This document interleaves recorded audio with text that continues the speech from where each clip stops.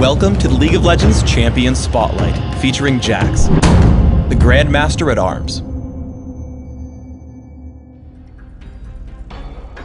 Jax is a melee fighter and duelist, adept at killing targets one at a time, while surviving attacks from surrounding enemies. Jax's passive is Relentless Assault. Every time Jax lands a basic attack, he gains bonus attack speed for a few seconds. This bonus stacks multiple times up to a cap.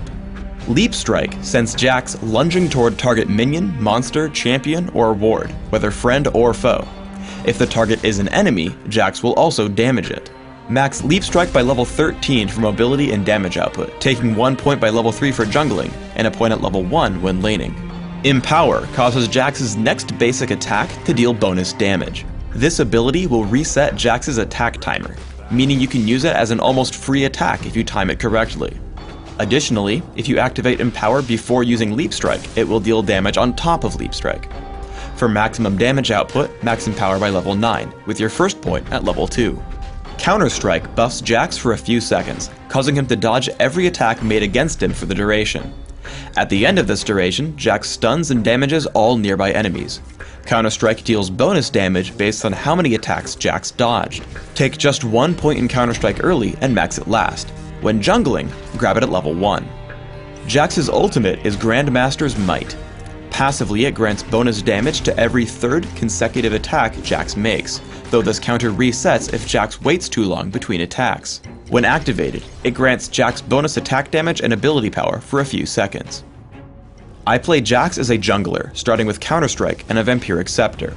Upon reaching level 3 for Leap Strike and killing the Lizard Elder, look for a gank. I spot the enemy Annie in mid lane. I approach the brush and signal my teammate. I Ghost, trigger Counter-Strike, and Leap Strike into range. I stun her and continue damage output with Empower. As my teammate flashes into range for the stun, we pick up First Blood. Specifically look for ganks when your lane is pushed to your own turret. Note the enemy team directly on top of my team's bottom turret. Even though I'm on the other side of the map, this position represents free kills. As I head in, I activate Counter-Strike and walk toward the brush. Seeing Vayne juke back, I Leap Strike in and kill her with Empower. After, I look for my next target, choosing the one with the least health, Warwick. Though he flashes, I still pick up the kill with the Lizard buff. After Gangplank retreats, I head for the dragon. Using Wriggle's Lantern, I ward the most likely route my opponents will tank to gank me and take down the dragon. The massive attack speed from Relentless Assault ties in well with the bonus damage from Wriggle's Lantern, Empower, and Grandmaster's Might, resulting in a much faster dragon kill than almost any other champion. When fighting one-on-one, take special care to preserve both Leap Strike and Counter Strike, as they're your only tools for catching up to running opponents. As I gank Yorick on top lane, I head in with a basic attack and an immediate Empower, granting me 2 attacks almost instantaneously.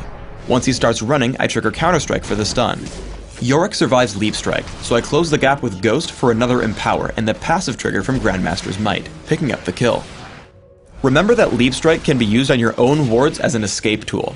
As a teamfight erupts, both Warwick and Gangplank target me for their ultimates. While I'm certain to die normally, I drop a Sight Ward and leave Cannon Barrage with Leap Strike. As they're still chasing me, I activate Counter-Strike to mitigate some more damage. Since they just won't give up, I drop a second ward over the wall toward Baron Nashor, Leap Strike to it, and just barely escape with under 100 health. In teamfights, try not to go in first, as you're more useful as a damage source than an initiator. Warwick and Yorick jump our Annie, so I Leap Strike in and start pummeling them. After grabbing 2 kills, I move toward the most important target of the fight, Vayne. Between Leap Strike and Ghost, I keep up with her, forcing her to run as my team cleans up the rest of the fight. Despite Condemn, I take her down inside her base, forcing her teammates away and allowing my team to switch focus to the enemy nexus. When fighting over capture points in Dominion, focus on killing enemy defenders and let your teammates do the capturing. As we fight over the Boneyard, I activate Counter-Strike and immediately jump Lee Sin with Leap Strike and Empower, taking him down extremely quickly. Now 4 versus 1, I head for Leona. My aggression pushes her away while Karma starts to capture. Leona turns to interrupt Karma, but simply turns into an easy kill, giving us clean control over the point. Jax's ability set makes him one of the game's top duelists. I pick a fight with Tryndamere. I land 1 basic attack, then immediately trigger Empower to get a quick second hit. My third attack triggers Grandmaster's Might, and I activate Counter-Strike to mitigate his damage output, bringing Tryndamere to 1 health before I've lost any. He exhausts me and triggers his ultimate, so I run until Undying Rage times out. I land Leap Strike right as it ends, grabbing the kill and control over the refinery. For runes, I take flat attack damage marks, flat armor seals, attack speed glyphs, and flat attack damage quintessences. This setup is aimed at grabbing me fast jungle speed and great overall damage through my basic attacks and physical abilities. In Classic, my masteries are 26-4-0, taking every possible physical damage increase in offense and reducing minion damage wherever possible in defense. I also take Smite and Ghost to jungle, mastering both. In Dominion, I place all 30 points into the offense tree, making sure to add magic penetration and substituting out Smite for Ignite. In Classic, open with a Vampiric Scepter when jungling, quickly adding Boots of Speed and upgrading to Wriggle's Lantern.